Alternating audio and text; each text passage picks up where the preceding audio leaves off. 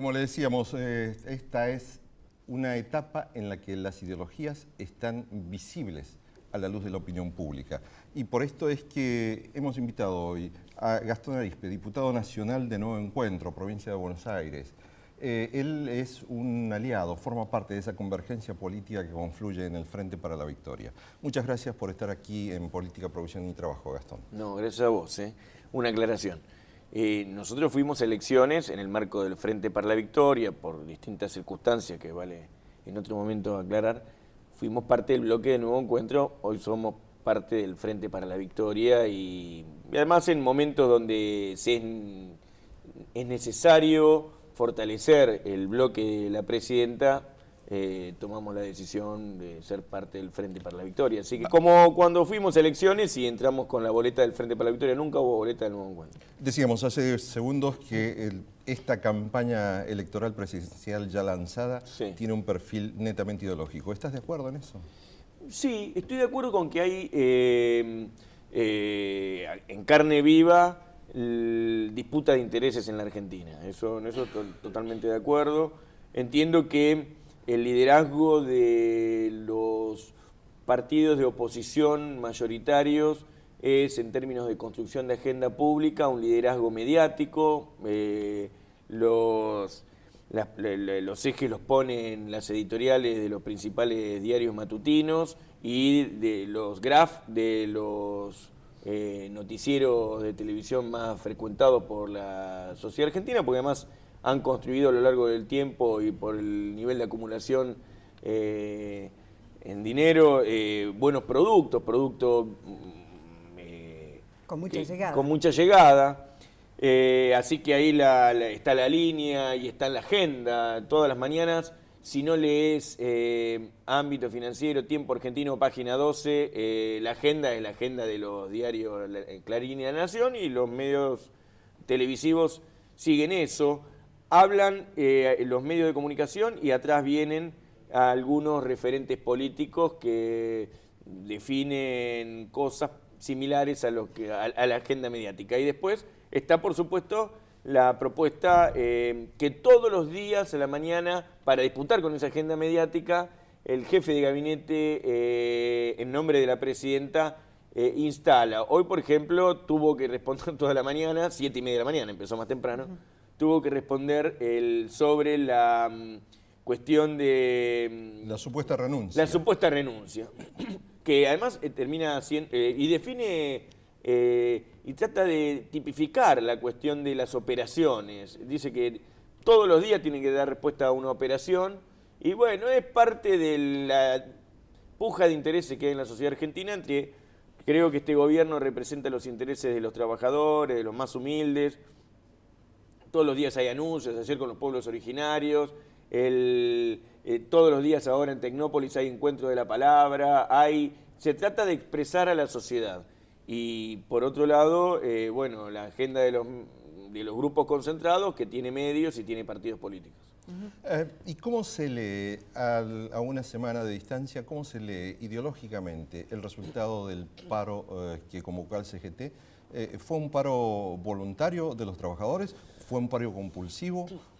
¿Se pudo ejercer la libertad de elegir si trabajo o no trabajo? Sí, a mí me resulta doloroso haber sido como argentino asistido a un paro, porque lo viví en carne propia como todos nosotros, no consultado o no hecho a partir de asambleas de base. Yo creo que el movimiento obrero tiene una tradición de lucha política y lucha social, de organización territorial a partir del instrumento principal, que es la consulta de los trabajadores en asambleas de base. Los trabajadores se expiden a favor o en contra de los paros en asambleas.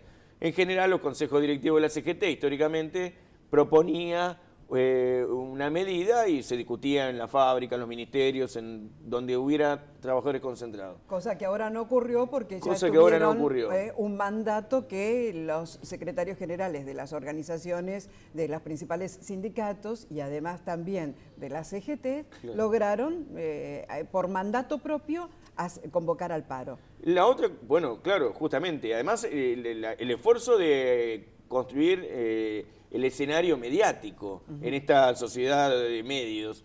Los dirigentes que convocaron a la medida estuvieron muy concentrados en convocarlo desde los medios de comunicación. El in extremum había sido el anterior paro que se había convocado, Moyano lo había dicho en TN antes de decirle el consejo directivo, no sé si se acuerdan, el consejo directivo de la CGT.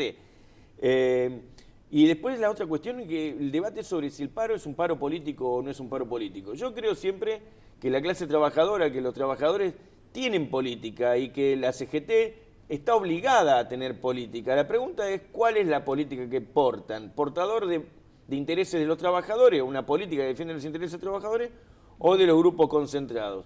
Y da la sensación, por lo difuso de la agenda, porque aparecían cosas difusas, nunca se supo bien, nunca hubo un programa, no se comunicó cuál era, salvo, bueno, qué sé yo, decían que faltaban salarios, cuando estaban discutiéndose en paritaria los salarios, decía que había problemas de seguridad.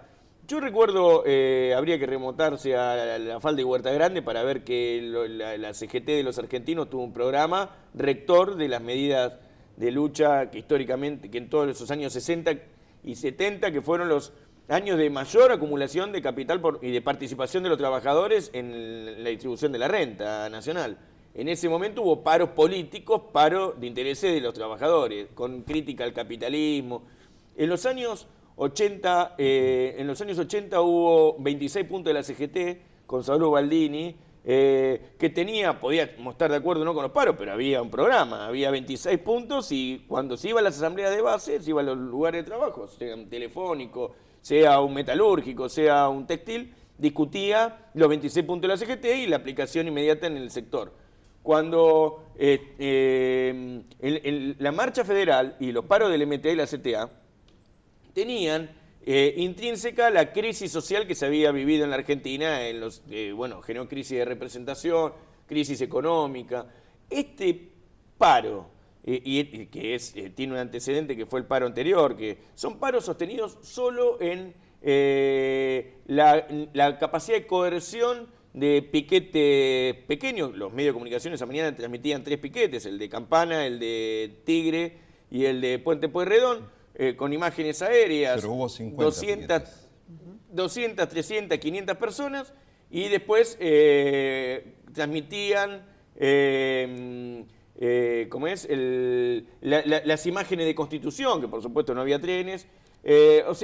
Y hubo presión y coerción para que los trabajadores no fueran a trabajar. Yo creo que eso es el máximo de lo que pone bajo la lupa la medida del gobierno, de la central obrera opositora del otro día. Hubo algunas acciones en los centros urbanos que no expresaron a los trabajadores, porque no hubo ninguna asamblea de trabajadores que fueron hasta ahí, y intentaron disuadir a los trabajadores que fueron. La semana pasada entrevistamos a 2 dirigentes gremiales que convocaban al paro. Sí. Y ellos coincidieron en esta mesa en que tal vez este paro podía desatar el debate por la necesidad de la democratización sindical. Y a mí me parece que la clase trabajadora tiene instrumentos geniales, construcciones históricas, que son las organizaciones gremiales.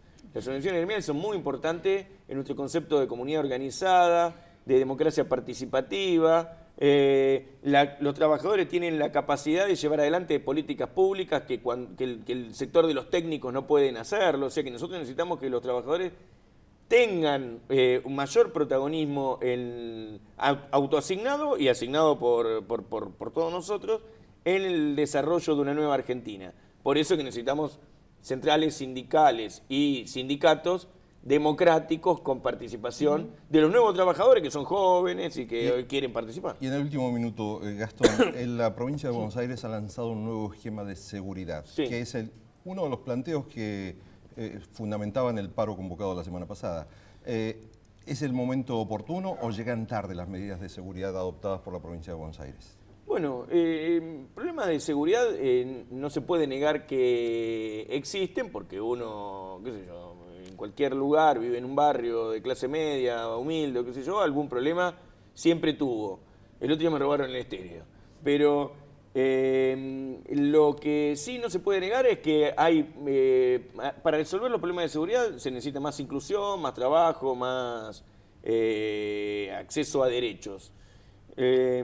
A nosotros nos gustaría que hubiera una batería de medidas hacia la justicia social y que los problemas de seguridad tengan esta óptica, la óptica de la necesidad de terminar de definir políticas de inclusión. Y por último, si tanto vale una zapatilla y un celular, hay una procura de estos objetos en una lógica de sociedad de consumo que hay que revisar. Yo creo que las medidas de seguridad de la provincia de Buenos Aires están en relación con la agenda mediática y no con la necesidad social. Entiendo también que el operativo de Bernie en Rosario es el camino. La Fuerza Federal es articular con las provincias para tener una política que afecte al narcotráfico y al delito complejo. Seguramente que estos temas se los van a plantear a Bernie y a la Secretaria de Seguridad cuando dentro de unos poquitos días, creo que el 24, la bicameral de seguridad, que está integrada obviamente por diputados y senadores. Estoy en la bicameral de seguridad. Está integrada también por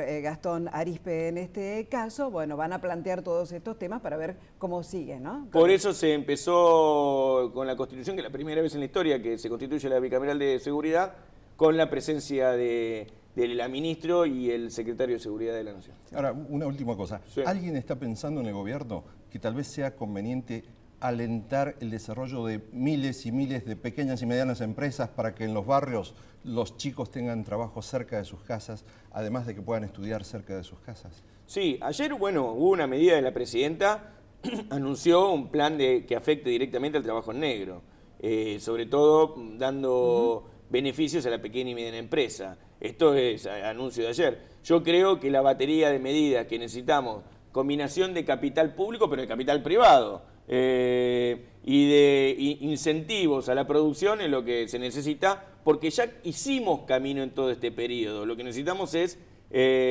unir a los argentinos detrás de un proyecto productivo como el que lleva adelante la presidenta. Muchísimas gracias, Gastón ustedes, Arizpe, por estar aquí en Política, Producción y Trabajo. Con usted nos reencontramos después de una breve pausa.